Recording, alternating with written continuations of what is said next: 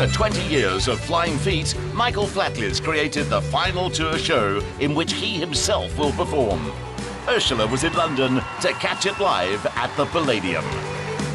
Michael Flatley's Lord of the Dance, Dangerous Games debuted on the West End to sold-out shows and critical acclaim. The all-new cast of exciting young dancers are as eager to hit this stage tonight as they are to go to South Africa soon. A spectacular new interpretation of the original show, Dangerous Games, stars James Keegan as the fleet-footed hero and Tom Cunningham as the treacherous Dark Lord.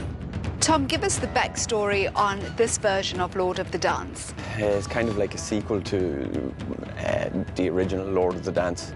You know, the Dark Lord has kind of taken over again, but the spirit needs somebody to save her, and along comes James, and there's a few epic battles along the way. There's also the girls involved, the good versus evil and the love versus lust. That whole kind of loose storyline is still there. James, you're from Manchester and you nearly didn't make it into dance. When I was growing up, I was doing a lot of football and dancing, trying to juggle the two together. And yeah, I got injured, unfortunately. Coming back from injury, I had to make a decision, and the dancing came through. I joined the show quite a young age, so here I am. Tom, how does a footballer who's not even Irish get into Irish dance? James is one of those guys, he's just good at everything, which is sickening. Football, rugby, dancing, you name it. And working with Michael? Working with Michael was just amazing, and he brings out the best in people. He kind of fills you with confidence, you know, whilst guiding you at the same time. You know, he'll tell you if he doesn't like something, but he definitely makes sure he tells you if he does like something. Boys, I know that you're very good at Irish dancing, but when you hit the club, what happens then? We've been all evening dancing already, all day, all evening. So we'll be kind of the kind of guys you see leaning at the bar with a pint in our hands and not doing anything. With over 200 tour dates planned across 15 countries for the next 18 months, the cast work hard for their glowing reputation. Caroline, what's it like for you to be part of this troupe? Oh, it's a dream come true.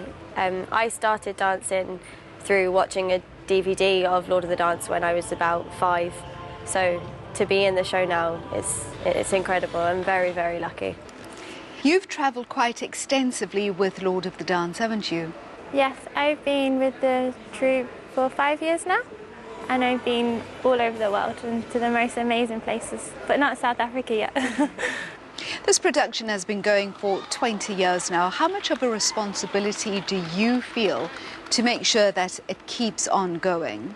I'm a massive fan of the show and always have been ever since I was very young, so a very big responsibility, but the fact that they've chosen us to perform one of the lead roles is an incredible achievement, and it's probably the best thing that we could achieve in our careers.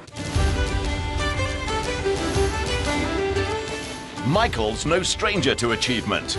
He holds the record for no less than 21 consecutive shows at London's Wembley Arena. We've just met 4 of your vibrant young cast members. Those kids are amazing. What does it take to cut it as a member of your cast? Well, you have to be pretty good at what you do, that to start with. But you have to have a hunger. You have to want to be on stage. And then you have to come alive when the lights come on. And many dancers that come to our show may not be technically perfect. But I know the second I see them if they have that one little thing. And if there's a little part in their heart that's a little bright light that's saying, take me, and they just give that little bit extra, we can always teach them the rest. What was it in your heart that convinced you the world could do with your Irish dancing? I think it beats in your heart, and I see things differently. I saw it differently from the beginning. I would go to see pop concerts or rock concerts, and in my heart, I just knew that I could sell out those arenas if I got a chance. I had no money. Eurovision came along, and I had the opportunity to put a line of dancers together. And as soon as that happened and I got the response, I knew. Then I knew we were going to be unstoppable. And now, after 6 years, you're heading back to our shores. I'm so happy and proud to be going. I'm so delighted. I have the fondest memories of Cape Town and Joburg, and the steaks, the monkey gland sauce, which I absolutely adore, and the golf. You know, I'm a huge Ernie Els fan, so I'm dying to go back.